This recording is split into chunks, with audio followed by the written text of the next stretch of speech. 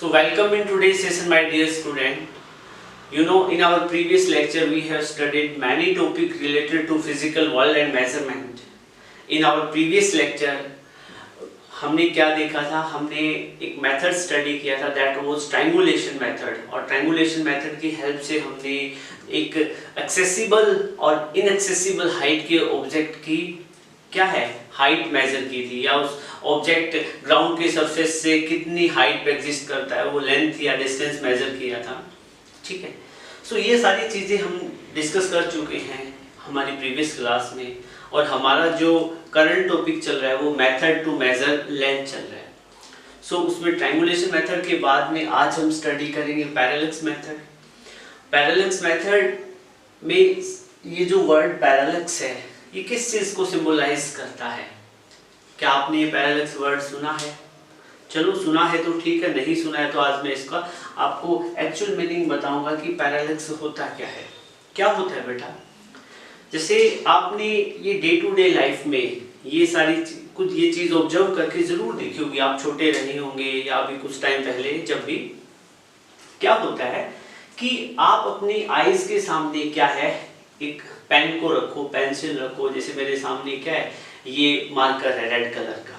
ठीक है, अब इस मार्कर को मैं क्या करता हूँ, मेरी लेफ्ट आई क्लोज करके देखता हूँ। ओके, फिर मैं क्या करता हूँ लेफ्ट को ओपन करता हूँ, फिर मैं राइट आई को क्लोज करता हूँ, लेफ्ट से इसकी पोजीशन को देखता हूँ। ठीक है, और कंटिन्यूसली ऐसा करता हूँ तो मैं क्या ऑब्जर्व करूंगा, मैं ऑब्जर्व करूंगा कि बेटा इस पेन की पोजीशन में है ना, मेरे को ऐसा लगेगा कि ये पेन इस डायरेक्शन में मूव कर रहा है, left to right, right to left, मतलब मेरे को इस मार्कर की पोजीशन में एक अपैरेंट शिफ्ट नजर आएगी। देखो रियलिटी में तो क्या है, मार्कर मेरी आईज के सामने ही था, मार्कर एक जगह से दूसरी जगह मूव नहीं कर रहा था, बट क्या है मेरी आईज को ओपन और क्लोज करने से क्या मेरे को लग रहा था, मेरे को लग रहा था कि मार्कर अपनी पोजीशन को चेंज कर रहा है, मतलब अपैरेंट शिफ्ट नजर आ रही थी मुझे ऑब्जेक्ट की पोजीशन में, और मेरे लिए ऑब्जेक्ट क्या था, ये मार्कर था,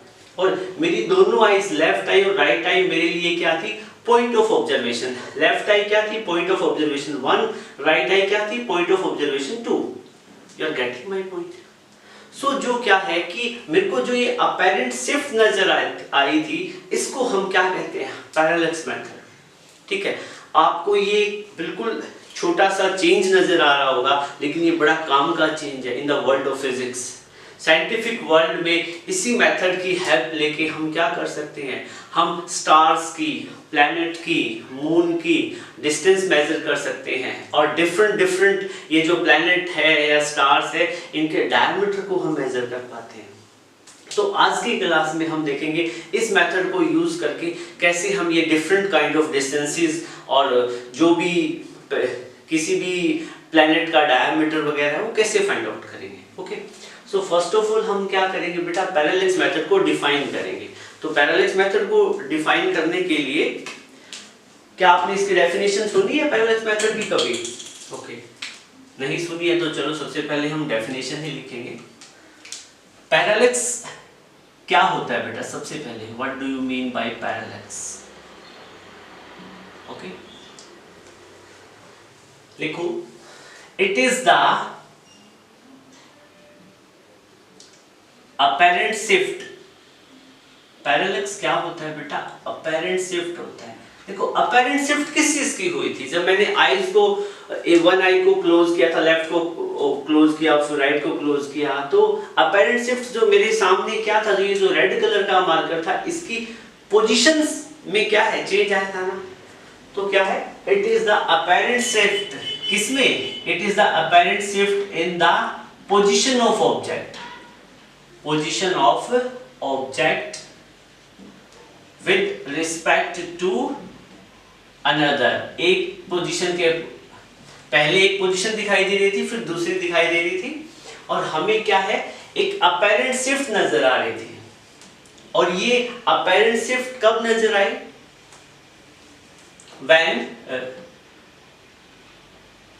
when we change our eye side wise,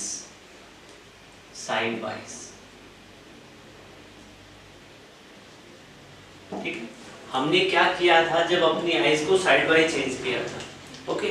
सो ये जो प्रोसेस है इसको हम क्या बोलते हैं बेटा, पैरेलैक्स मेथड बोलते हैं, ओके। होपफुली आपको डेफिनेशन अच्छे से समझ में आई है, ठीक है। पैरेलैक्स में क्या होगा, अपेरेंट शिफ्ट होगी किसकी, अपेरेंट शिफ्ट होगी इन द, किसमें होगा, इन द पोजीशन ऑफ ऑब्जेक्ट। आपको पोजीशन ऑफ ऑब्जेक्ट क्या चेंज होती हुई नजर आएगी और इसी को हम बोलते हैं पैरेलैक्स, ओके। अब बेटा देखो क्या था, यहां पे क्या था, ये एक ऑब्जेक्ट था, ओके। ऑब्जेक्ट को मैं नाम देता हूं O और मेरे पास रेड कलर का मार्कर था और मैंने क्या किया, यहां से एक बार इस ऑब्जेक्ट की पोजीशन को देखा मेरी लेफ्ट आई ओपन करके, और जब लेफ्ट ओपन करते हैं तो राइट का क्लोज होना बेहद जरूरी होता है। फिर हमने क्या किया, इस लेफ्ट आई को क्लोज किया और राइट आई ओपन करके राइट आई से इस पोजीशन की ऑब्जेक्ट को मेजर किया, ठीक है।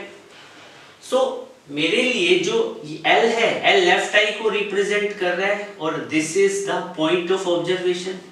ये मेरे लिए क्या है बेटा, पॉइंट ऑफ ऑब्जर्वेशन 1 और राइट आई क्या चीज है, पॉइंट ऑफ ऑब्जर्वेशन 2। और लेफ्ट आई और राइट आई के जो बीच का जो डिस्टेंस है, आपको पता है हमारी दोनों आईज के बीच में क्या होता है, एक डिस्टेंस होता है। ये क्या है, इन दोनों आईज के बीच का डिस्टेंस है।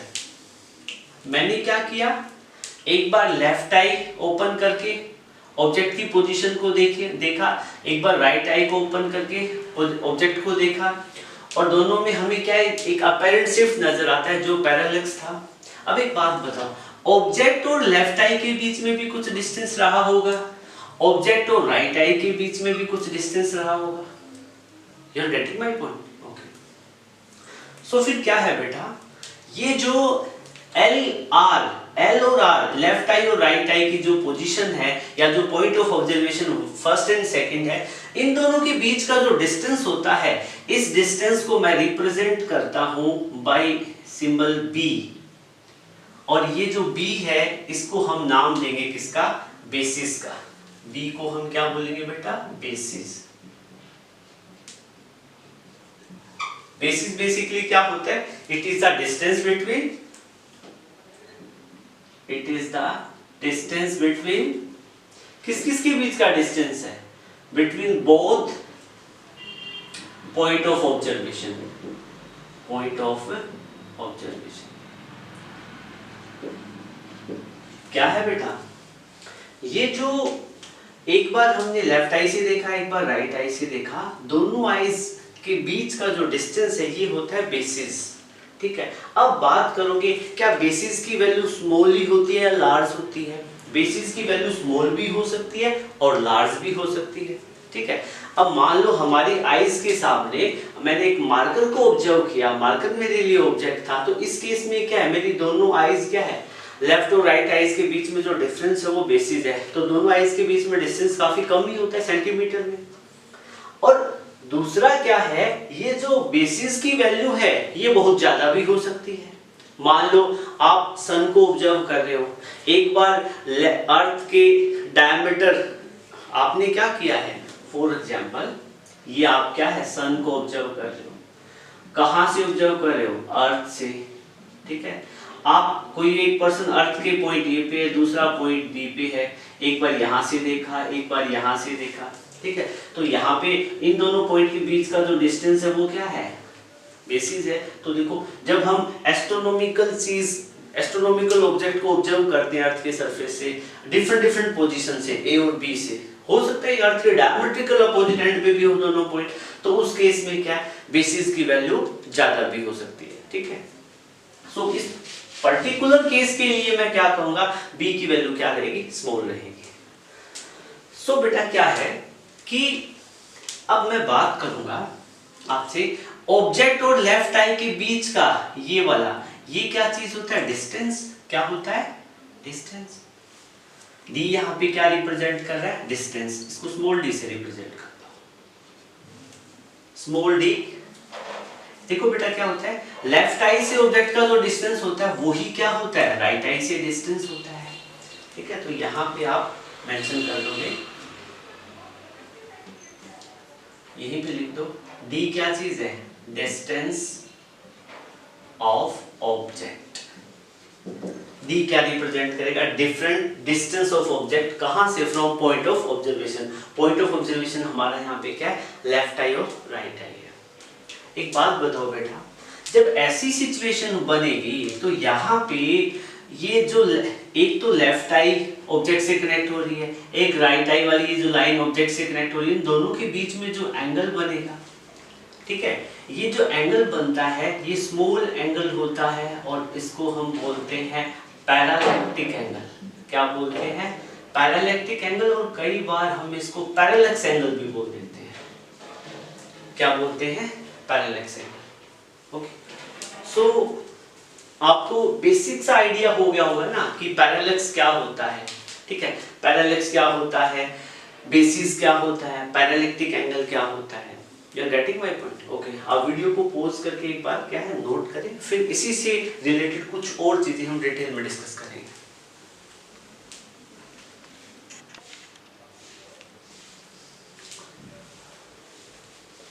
सो माय डियर स्टूडेंट, अब हम बात करेंगे कि हम जब एक नियर बाई ऑब्जेक्ट को ऑब्जर्व करते हैं तब एंगल कैसा रहेगा, और एक फार ऑफ ऑब्जेक्ट को ऑब्जर्व करेंगे तब पैरालैक्टिक एंगल कैसा रहेगा।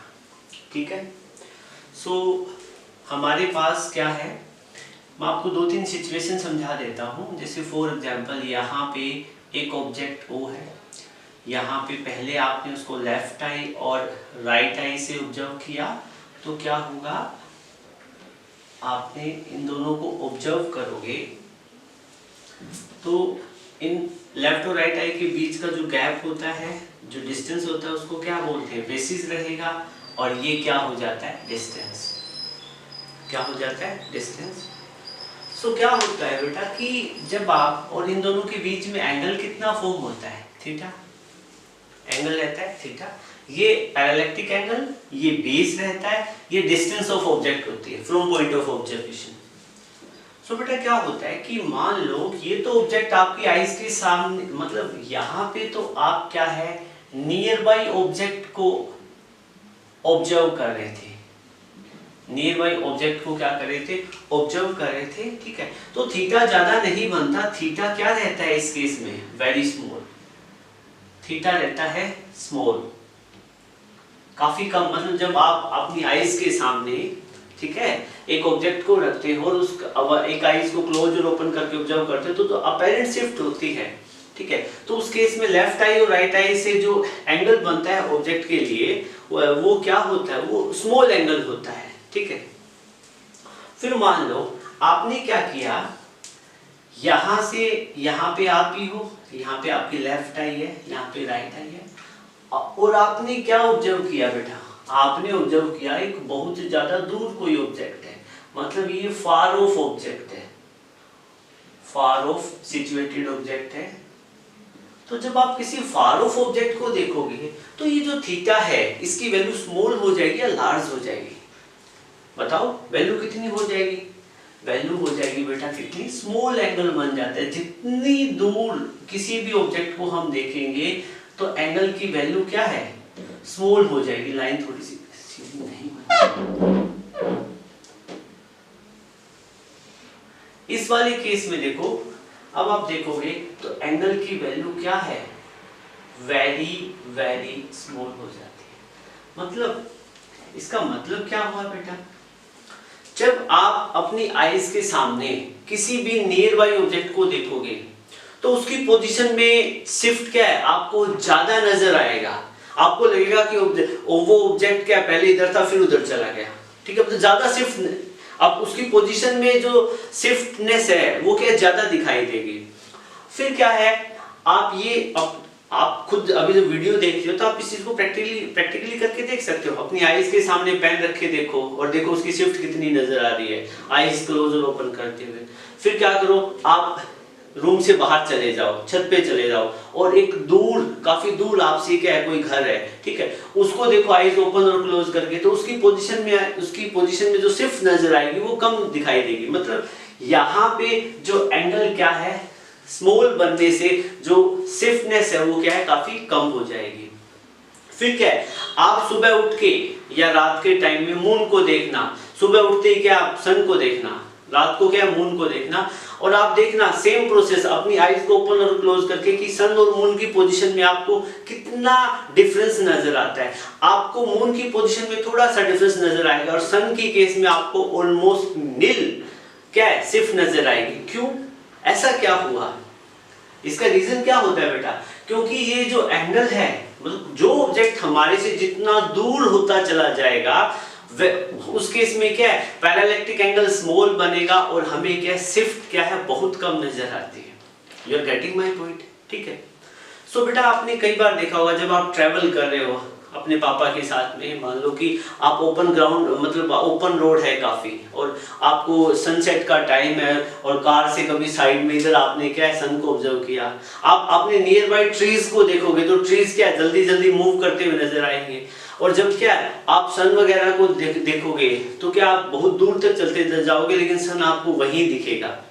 You are getting my point. तो उस केस में क्या होता है, डिस्टेंस ज्यादा है सन की तो पैरालैक्टिक एंगल क्या बनता है, स्मॉल बनता है, ठीक है। सो अब मान लो कि आप यहाँ पे क्या कर रहे हो, किसी स्टार को ऑब्जर्व कर रहे हो, क्या कर रहे हो, स्टार को ऑब्जर्व कर रहे हो।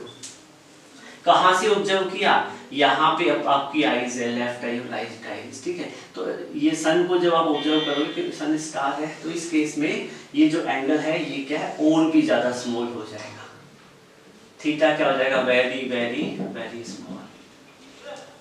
You are getting my point, ठीक है। तो बेटा क्या होता है इस वाले केस में, ये वाला डिस्टेंस क्या रहेगा, बेसिस रहेगा, ठीक है। अब यहाँ पे आप एक और चीज देखोगे, यहाँ पे जो b बाई डी का रेशियो है, b बाई डी बेसिस और जो डिस्टेंस ऑफ ऑब्जेक्ट है उसका रेशियो है वो स्मॉल क्या होगा, 1 से होगा, ठीक है।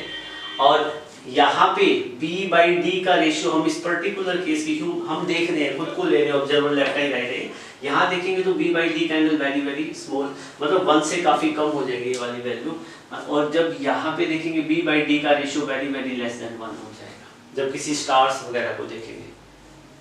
तो आपको इन सब चीजों का क्या रखना है, ध्यान रखना है, ठीक है। आपको ये सारी चीजें अच्छे से समझ में आ जाती है तो जब हम न्यूमेरिकल करेंगे तो आपको कोई भी दिक्कत नहीं होने वाली है, okay. You are getting my.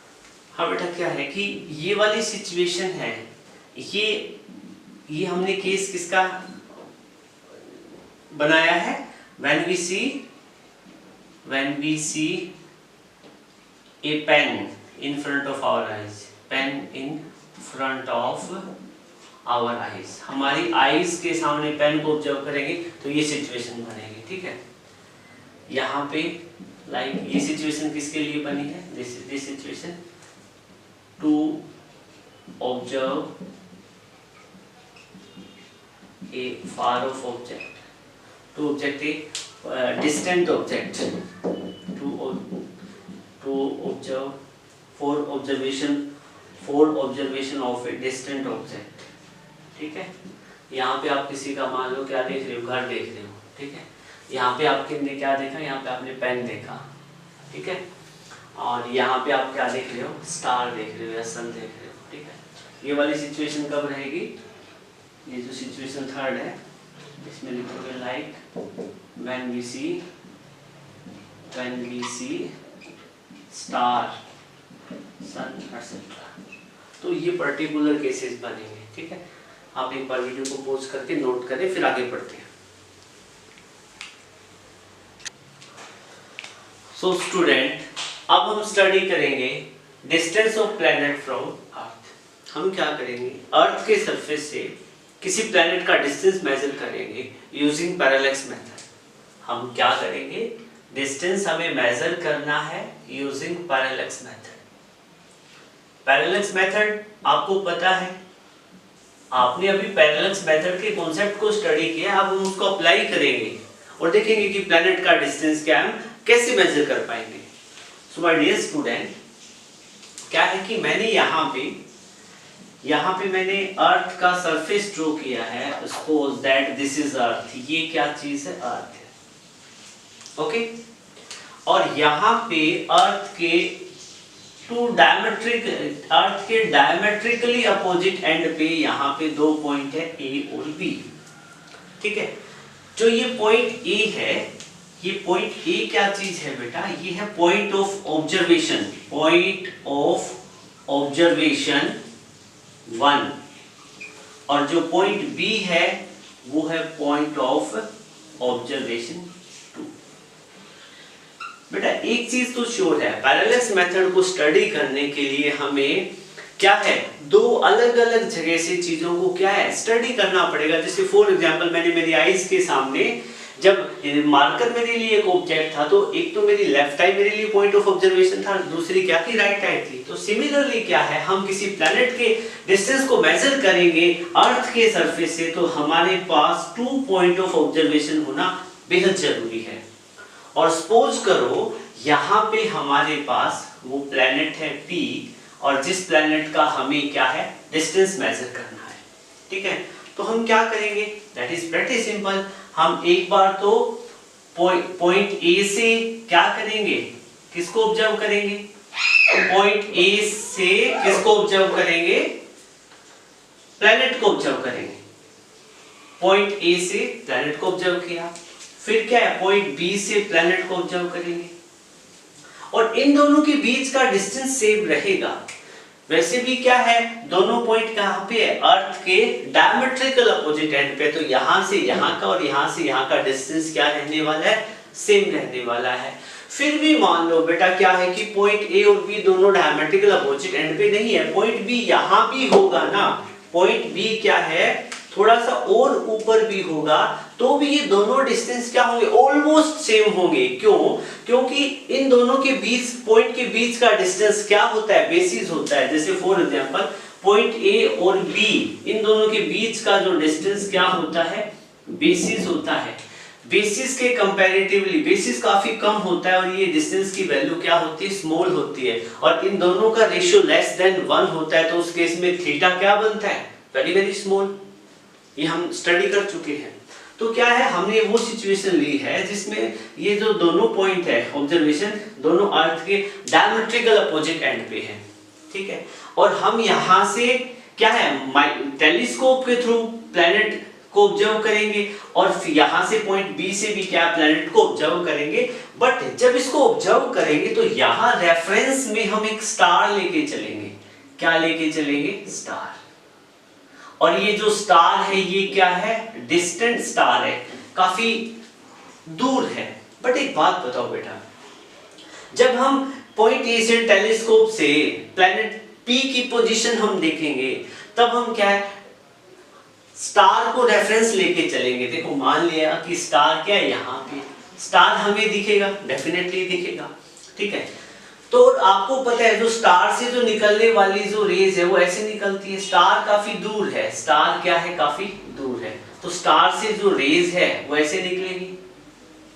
बेटा देखो क्या होता है, आप क्लास 10th याद करो। क्लास 10th में हम क्या करते थे, यहाँ पे कॉन्वेक्स लेंस लेते थे, और कॉन्वेक्स लेंस की ये प्रिंसिपल एक्सिस होती थी, और यहाँ पे हम क्या है, बहुत दूर कोई ऑब्जेक्ट लेते थे। मान लो कि कॉन्वेक्स लेंस पे सन से रेज आ रही है, तो वो क्या आती थी? पैरेलल टू ईच अदर आती थी कि नहीं आती थी?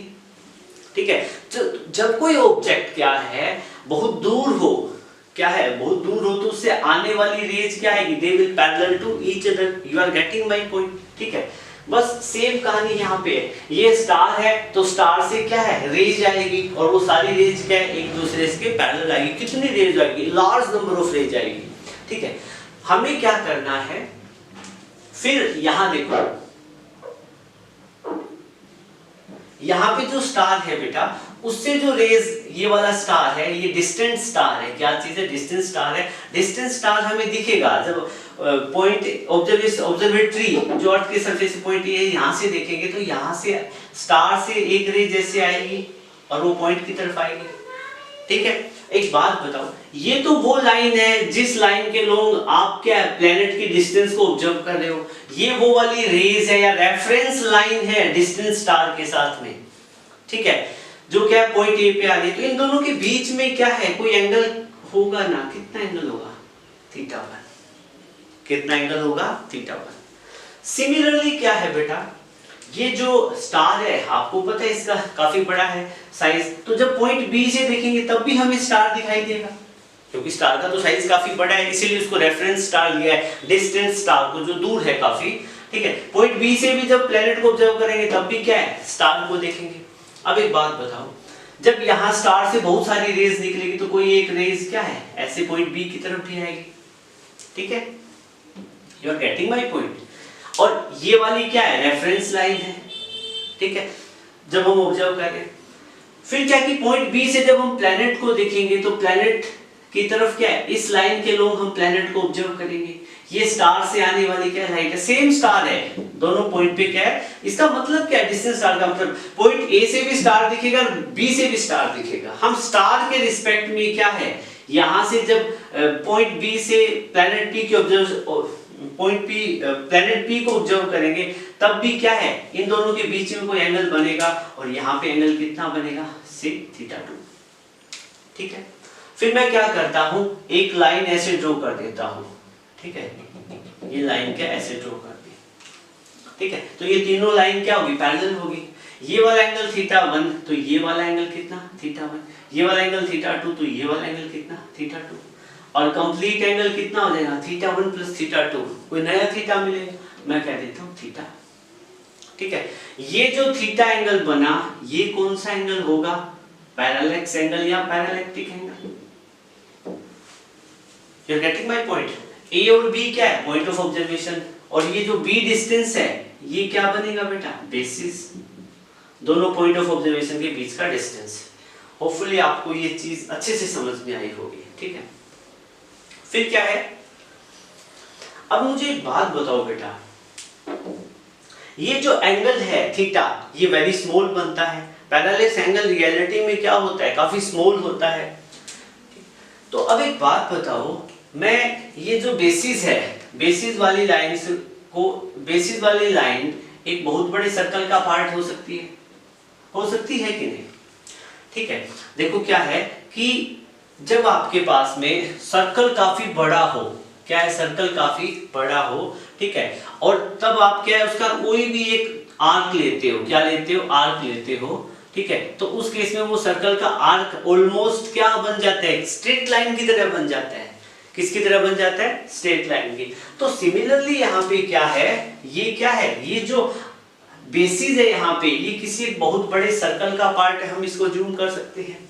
सो आप क्या करोगे, इन ट्रायंगल PAB, सॉरी आप लिखोगे, ये लिखोगे since theta is very very small.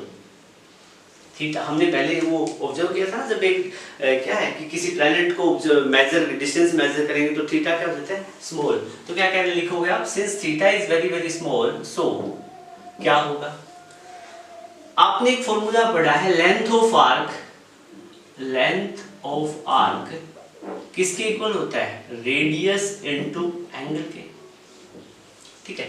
यहां पे बेटा एक बात बताओ मुझे, ये जो ऑब्जर्वेशन, पॉइंट ऑफ ऑब्जर्वेशन ए से पॉइंट जो प्लैनेट PN के बीच का डिस्टेंस कितना रहेगा, d, डिस्टेंस कितना रहने वाला है, d। ये सिमिलरली क्या है, P से पॉइंट ऑब्जर्वेशन 2 सेकंड से प्लैनेट P का डिस्टेंस कितना रहेगा, d रहेगा।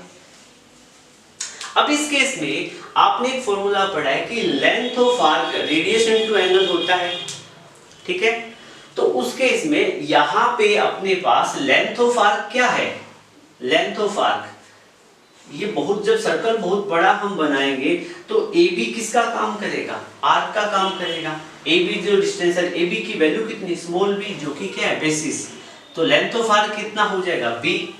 रेडियस, अब ये बहुत बड़ा सर्कल होगा, ये जो ग्रीन कलर का हमने सर्कल बनाया है, तो इसका रेडियस क्या होगा, PAB रेडियस है, PBB रेडियस है, ये सारे किसका काम करेंगे, रेडियस का। तो रेडियस की वैल्यू कितनी हो जाएगी, डी क्या हो जाएगी, डी। और डी यहाँ पे क्या है, डिस्टेंस।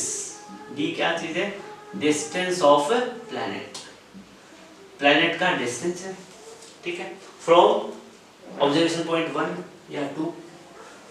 एंगल थीटा कितना बनाया इस सिचुएशन में, थीटा कितना बनाया, ए बी आर्क ने थीटा कितना बनाया, कंप्लीट थीटा। एंगल कितना बनाया, थीटा बनाया ना। सो आप लिख सकते हो b equal to D into theta. हमारा मोटिव क्या था, हमें डिस्टेंस मेजर करना था, d की वैल्यू कैलकुलेट करनी थी। तो d की वैल्यू कैलकुलेट करोगे तो ये हो जाएगा b अपॉन में थीटा। d क्या हो जाएगा, b अपॉन में थीटा। थोड़ा सा और इसका एक्सटेंडेड वर्जन लिखना चाहो तो d is equal to b upon में थीटा की वैल्यू कितनी है, थीटा 1 प्लस थीटा 2 रहेगी, थीटा 1 प्लस में थीटा 2। b क्या चीज है, बेसिस या दो पॉइंट ऑफ ऑब्जर्वेशन के बीच, दोनों पॉइंट ऑफ ऑब्जर्वेशन के बीच का जो डिस्टेंस है वो थीटा, एंगल पैरेलैक्टिक एंगल, और d क्या चीज है, डिस्टेंस ऑफ प्लैनेट। तो देखो यहाँ पे आपने पैरेलैक्स मेथड का यूज करके आपने क्या कैलकुलेट किया कि किसी भी प्लैनेट के डिस्टेंस को हम कैसे मेजर करेंगे। आप इसको वीडियो को पॉज करके नोट करें, फिर आगे एक और केस स्टडी करते हैं।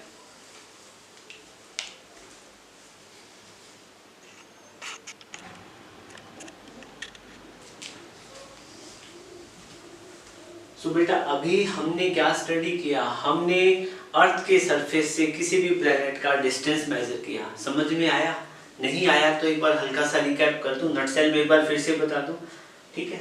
क्या किया था आपने, देखो ये कॉन्सेप्ट आपके काफी काम आना है, आप जितनी बार इसको स्टडी करोगे उतना ही बेहतर रहेगा, अच्छे से समझ में आएगा। हमने क्या किया था, ये अर्थ का सरफेस, ये क्या ली थी, अर्थ ली थी, ओके, इतनी बुरी भी नहीं होती अर्थ, ये अर्थ ली थी, अर्थ के सरफेस पे दो पॉइंट थे ए और बी, ओके, यहाँ पे प्लैनेट था, ठीक है, दोनों अर्थ के दोनों पॉइंट के बीच का डिस्टेंस कितना था, बी था। प्लैनेट को हम यहाँ से एक बार पॉइंट ए से ऑब्जर्व करेंगे, एक बार बी से ऑब्जर्व करेंगे, ठीक है, लेकिन यहाँ पे स्टार दे रखा था ना, स्टार, तो स्टार जब पॉइंट ए से ऑब्जर्व करेंगे तब भी हमें स्टार दिखेगा, ठीक है। तो अब एक बात बताओ, ये जो लाइन है ये पॉइंट ए से स्टार को ज्वाइन करने वाली है, रेज आ रही है, ठीक है। हम क्या करेंगे, पॉइंट ए से क्या करेंगे, पॉइंट बी को ऑब्जर्व करेंगे, ठीक है, फिर पॉइंट बी से देखेंगे तब भी हमें स्टार यहाँ दिखेगा, क्योंकि स्टार का साइज काफी बड़ा, हम टेलीस्कोप से ऑब्जर्व कर रहे हैं, टेलीस्कोप से हम प्लैनेट को देखेंगे तो स्टार तो उसके सराउंडिंग में क्या बड़ा दिखेगा ही दिखेगा, ठीक है। तो क्या है कि हर बी से देखेंगे तब भी स्टार दिखेगा, ये हमारे लिए रेफरेंस का काम करेगा। तो फिर क्या है, स्टार से क्या है, कोई रेज ऐसे आ रही है, आएगी, ठीक है, फिर पॉइंट बी से क्या है, पॉइंट बी से हम प्लैनेट को ऑब्जर्व करेंगे, ठीक है। फिर आपको पता है एक लाइन क्या है, मैं ऐसे ये ड्रॉ कर देता हूँ इन दोनों के पैरेलल। अब एक बात बताओ, जब ये जो रेफरेंस लाइन है स्टार और पॉइंट ए के बीच की, ठीक है, और ये जो एक लाइन है जो पॉइंट ए से बी को कनेक्ट करी थी, इनके बीच में एंगल कितना बना, थीटा 1, ये एंगल थीटा 1, तो ये वाला कितना, theta 2। Reference line for star point 2 और स्टार के बीच की जो रेफरेंस लाइन है और पॉइंट बी से जब हम प्लैनेट को ऑब्जर्व करेंगे तो यहाँ पे भी एंगल कितना बनेगा, थीटा 2, ये वाला एंगल थीटा 2, तो ये वाला एंगल थीटा 1, तो ये थीटा 1, ये थीटा 2, तो ये एंगल थीटा 2, टोटल एंगल कितना बनेगा, थीटा। अब आपको पता है थीटा क्या होता है, यहाँ पे वेरी वेरी स्मॉल, जब थीटा स्मॉल हो जाएगा तो आपको पता है कि ये जो लेंथ ऑफ आर्क है, ठीक है, ये जो आप जब थीटा वेरी वेरी स्मॉल हो जाएगा तो आपने ये फॉर्मूला पढ़ा है, length of arc, length of arc क्या होता है, रेडियस इनटू एंगल, ठीक है। तो लेंथ ऑफ आर्क कितनी हो जाएगी, ए बी की वैल्यू कितनी है, स्मॉल बी, रेडियस का काम कौन करेगा, पी ए या पी बी, ठीक है, और इनकी वैल्यू कितनी है, स्मॉल डी, ठीक है, तो डी एंगल कितना देगा, थीटा। सो बेटा जब ये एंगल थीटा स्मॉल हो जाता है ना, तो ये लेंथ ऑफ आर्क क्या है, ऑलमोस्ट एक स्ट्रेट लाइन बन जाती है, किसकी तरफ व्यू करती है, स्ट्रेट लाइन की, ओके। तो ये just it was all about the क्या है, हमने पैरेलैक्स मेथड के अबाउट था, जिसमें हमने अर्थ के सरफेस से प्लैनेट बी का डिस्टेंस मेजर किया है। अब हम क्या स्टडी करेंगे, अब हमारे पास क्या है, एक नया टॉपिक है, और उस टॉपिक में हम क्या स्टडी करेंगे, हमें एक स्टार का डिस्टेंस मेजर करना है, क्या मेजर करेंगे बेटा? स्टार का डिस्टेंस। और जो स्टार का डिस्टेंस हम मेजर करेंगे, distance of measurement of distance of star from earth, earth के सरफेस से, और पैरेलैक्स मेथड यूज करके। जो अभी हमने पढ़ा सेम वही रहेगा, ठीक है। यहाँ पे अपने पास अर्थ है, ये अर्थ पे कोई भी दो पॉइंट ले लो, ए और बी, ठीक है। यहाँ पे ये एक नियर बाई स्टार है, एन क्या चीज है? Near by star. हमें नियर बाई स्टार की क्या है? पोजीशन मेजर करनी है, ठीक है। जब नियर बाई स्टार एन की पोजीशन को मेजर करेंगे, जब स्टार को हम देखेंगे तो किससे ऑब्जर्व करेंगे? टेलीस्कोप से। जब टेलीस्कोप से देखेंगे तो हम क्या है, यहाँ पे कोई एक दूर एंड स्टार है, यहाँ पे दूर क्या चीज है? कोई एंड स्टार है जो काफी बड़ा है, ठीक है। और क्या है कि एंड स्टार है, बड़ा है, तभी तो क्या दूर से भी दिखाई दे रहा है। तो जब हम पॉइंट ए से नियर बाई स्टार की पोजीशन ऑब्जर्व करेंगे, तब हमें ये एंड एस भी तो दिखाई देगा यहाँ पे, ठीक है। ये उससे अच्छे से डायग्राम बना लेता हूँ, ठीक है। यहाँ पे ये नियर बाई स्टार है, ठीक है। जब हम क्या नियर बाई स्टार को ऑब्जर्व करेंगे तो हमें क्या है, ये वाला फार ऑफ जो स्टार है, फार ऑफ स्टार है, ये भी दिखाई देगा, ओके। तो यहाँ पे इसकी पोजीशन क्या है? इसका नाम एंड एस है। तो इससे आने वाली रेस भी हम पॉइंट ए पे ऑब्जर्व करेंगे, ठीक है। सिमिलरली पॉइंट बी से हम क्या नियर बाई स्टार को ऑब्जर्व करेंगे, ठीक है। जब पॉइंट बी से देखेंगे तब भी हमें क्या ये फार ऑफ स्टार दिखाई देगा, और इससे कुछ रेस क्या इधर नीचे की तरफ आएगी। ये रेफरेंस लाइन का काम करेगी हमारे लिए, ठीक है। मतलब जो पॉइंट बी से नियर बाई स्टार को जो हम देखेंगे जिस लाइन के अलोंग, ठीक है, वो रेफरेंस लाइन है। और ये वाली जो ए से एन है, ए से एन क्या है? नियर बाई स्टार का डिस्टेंस। बी से एन क्या होता है? नियर बाई स्टार का डिस्टेंस, ठीक है। ए और बी के बीच का डिस्टेंस क्या होता है? बेसिस। क्या होता है? बेसिस। ये दोनों पॉइंट ऑफ ऑब्जर्वेशन है, ए और बी, इनके बीच का डिस्टेंस। सो एक लाइन में ऐसे ड्रॉ कर दूंगा, कोई दिक्कत नहीं है। अब एक बात बताओ बेटा, ये वाला एंगल कितना रहने वाला है? ये वाला एंगल कितना रहेगा? θ1। सिमिलरली ये रेफरेंस लाइन और जिस लाइन के लोग आप स्टार को ऑब्जर्व कर रहे हैं उनके बीच में एंगल कितना बनेगा? θ1। ये एंगल θ1, तो ये वाला एंगल कितना? θ1। अब पॉइंट बी का रेफरेंस लाइन के साथ में और किसके रिस्पेक्ट में, जो नियर बाई स्टार को जिस लाइन के लोग देख रहे हैं उसका एंगल कितना बनेगा? θ2। ये वाला एंगल θ2, तो ये वाला एंगल कितना? θ2। टोटल एंगल कितना बना? θ। अब सेम फॉर्मूला लगेगा, आपको पता है length of arc since theta क्या होता है? Very very small. थीटा क्या होता है? Very very small. उस केस में हम क्या कह सकते हैं? लेंथ ऑफ आर्क क्या होता है? रेडियस इनटू एंगल, ठीक है। लेंथ ऑफ आर्क का काम कौन कर रहा है? Basis small B. रेडियस का काम कौन करेगा? देखो मैंने बताया था कि ये जो बेसिस है ये स्मॉल है काफी, और ये वाला इसको हम एक सर्कल ड्रॉ कर सकते हैं जूम करके। तो सर्कल की रेडियस का काम कौन करेगा? एन ए या एन बी, जिसकी वैल्यू कितनी? Small D. तो रेडियस कितना? Small D. एंगल कितना आया? थीटा। हमें मेजर क्या करना था? Distance of star. ए और एन के बीच का जो डिस्टेंस है वो क्या है? डिस्टेंस ऑफ स्टार, जिसको स्मॉल डी से रिप्रेजेंट किया। स्मॉल डी क्या हो जाएगा? B by theta. इसको ऐसे भी लिख सकते हैं, बी अपॉन में θ1 प्लस में θ2। ओके, सो इस तरीके से हम क्या कर लेंगे बेटा? पैरेलैक्स मेथड का यूज करके हम मेजर कर लेंगे स्टार का डिस्टेंस अर्थ के सरफेस से। आप इसको नोट करो, फिर अगली एप्लीकेशन पढ़ते हैं।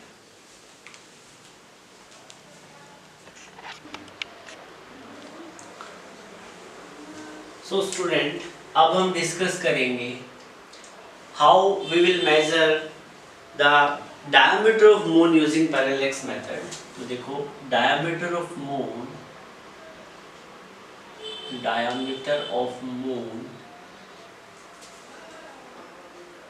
using parallax method। बेटा parallax method का यूज करके हम क्या है diameter of moon कैसे कैलकुलेट करेंगे? बिल्कुल इजी है। आपके पास में क्या है? ये अर्थ है। क्या चीज है? अर्थ है। अर्थ के सरफेस से हम किसको ऑब्जर्व कर रहे हैं? मून को। यहाँ पे हमारे पास क्या है? मून। और अर्थ के सरफेस पे ये हमारा पॉइंट ओ पे ऑब्जर्वर है, क्या चीज है, ऑब्जर्वर है, ऑब्जर्वेशन, पॉइंट ऑफ ऑब्जर्वेशन कह दो, ये क्या ऑब्जर्वर, ऑब्जर्वर है, ठीक है। तो बेटा मून का डायमीटर मेजर करना है तो हम क्या करेंगे, मून टेलीस्कोप से क्या है, पॉइंट ऑब्जर्वर क्या है, मून के पॉइंट ए को ऑब्जर्व करेगा, ओके, फिर क्या करेगा, मून के डायमेट्रिकल अपोजिट एंड पे क्या है, पॉइंट बी को ऑब्जर्व करेगा, ठीक है। थोड़ा सा लाइन अच्छी नहीं बनी है, ठीक है। देखो यहाँ पे अपने पास क्या है, मून है, मून के दोनों डायमेट्रिकल अपोजिट एंड पे क्या है, पॉइंट ए और बी है। ऑब्जर्वर क्या करेगा, पहले पॉइंट ऑफ ऑब्जर्वेशन ओ से क्या है, ए को मेजर करेगा, फिर पॉइंट ऑफ ऑब्जर्वेशन से किसको मेजर करेगा, बी को, फिर हमें क्या इन दोनों के बीच का एंगल हम इजीली कैलकुलेट कर सकते हैं, हमारे पास ऐसी मेथड है, ठीक है। और यहाँ से ये क्या है, बेसिस ए और बी के बीच का क्या है, डिस्टेंस क्या है, ए और बी के बीच का जो डिस्टेंस क्या है, हमें किसका काम करेगा, बेसिस, बट हम इसको बेसिस नहीं बोलेंगे, हम यहाँ पे इसको बोलेंगे डी, डायमीटर। यहाँ पे डी क्या चीज है, डायमीटर ऑफ मून, बेसिस का ही काम करेगा ये, ठीक है। और ये वाला जो डिस्टेंस है ये क्या है, डी, ये क्या चीज है, distance of moon, small D क्या चीज है, distance of moon from earth, ठीक है बेटा। थीटा, थीटा क्या चीज है, पैरालैक्टिक एंगल, पैरालैक्टिक एंगल, ठीक है। This is point of observation 1, this is point of observation 2, दोनों पॉइंट को हम क्या कर रहे हैं, ऑब्जर्व कर रहे हैं। ऑब्जर्वर कहाँ है, यहाँ से टेलीस्कोप के थ्रू पॉइंट ए को, फिर पॉइंट बी को, दोनों लाइन के अलोंग हम एंगल इजीली कैलकुलेट कर सकते हैं। हमें निकालना क्या है, इस डी की वैल्यू, तो क्या बनेगा, सिंपली बताओ। अब एक बात बताओ, ये वाला डिस्टेंस दी है, ये डिस्टेंस है, इसको लेके हम क्या एक सर्कल ड्रॉ कर सकते हैं ना, ऐसे बहुत बड़ा सर्कल। तो ये सर्कल का क्या एक आर्क है, ये क्या है सर्कल का, बी और ए ओ रेडियस का काम करेगा, और ये क्या थीटा क्या है, एंगल, स्मॉल एंगल होता है। आप एक चीज को अपने जेहन में बिल्कुल अच्छे से बैठा लो कि जो पैरालैक्टिक एंगल की जो प्रैक्टिकली वैल्यू होती है वो वेरी वेरी स्मॉल होती है, ठीक है। आप लिखोगे since theta is very very small, theta small होता है, फिर हम वही टेक्निक लगाएंगे, लेंथ ऑफ आर्क क्या होता है, radius into angle. Length of arc क्या है, AB, AB की वैल्यू कितनी है, D, AB की वैल्यू क्या है, D, और D यहाँ पे क्या है, diameter of moon, diameter of moon यहाँ पे लिखा हुआ है, डायमीटर ऑफ मून। रेडियस का काम कौन करेगा, स्मॉल d, जो distance between moon and earth है, और थीटा क्या है, पैरालैक्टिक एंगल। तो थीटा की वैल्यू क्या होगी, हमें निकालना क्या था, हमें निकालना डायमीटर ऑफ मून, बस, तो ठीक है, डायमीटर ऑफ मून निकालने के लिए d इंटू थीटा। हाँ, इस चीज का ध्यान रखना, ये जो d क्या चीज है, ये तो है लीनियर डायमीटर, एक तरीके से क्या है, लीनियर डायमीटर, और स्मॉल d है, हम इसको एंगुलर डायमीटर भी बोलते हैं। स्मॉल d को क्या बोलेंगे, एंगुलर डायमीटर, एंगुलर डायमीटर, ठीक है। थीटा क्या चीज है, पैरालैक्टिक एंगल या एंगल, ठीक है। सो आप क्या है, इन सब चीजों को अच्छे से पढ़ लोगे, तो इसमें कोई दिक्कत हो तो आप मुझे, सॉरी, यहाँ पे एंगुलर डायमीटर थीटा होता है बेटा, थीटा, थीटा क्या चीज होता है, एंगुलर डायमीटर, थीटा क्या रहेगा, एंगुलर डायमीटर, और कैपिटल D ये क्या हो जाएगा, लीनियर डायमीटर, और D क्या चीज है, distance, distance of moon from earth, ठीक है। Angular diameter of moon, moon का एंगुलर डायमीटर, और ये क्या चीज है, लीनियर डायमीटर ऑफ मून, ये फॉर्मूला ये बता रहे हैं, बस वो length of arc is equal to radius into angle वाला ही फॉर्मूला यूज होगा। So my dear student, it was all about parallax method. So student, आज की क्लास में आपको वीडियो अच्छा लगा हो तो आप इसको लाइक कर देना और अपने मैक्सिमम फ्रेंड के साथ शेयर करना, और नेक्स्ट क्लास में हम मिलेंगे एक नए टॉपिक के साथ में, और उस टॉपिक में हम क्या है, टॉपिक तो यही रहेगा, इस पे बेस्ड न्यूमेरिकल स्टडी करेंगे, ठीक है। पैरेलैक्स मेथड पे हम न्यूमेरिकल, आप खुद प्रैक्टिस करके अभी देख सकते हो, ठीक है, लेकिन कुछ ऐसे पॉइंट है जो आपको बताऊंगा, उसके बाद न्यूमेरिकल में आपकी ग्रिप अच्छी हो जाएगी, ठीक है। अभी आप क्या है, पैरेलक्स मेथड और इसकी जो डिफरेंट एप्लीकेशन है उस पर फोकस करना। Okay, so thank you, have a good day.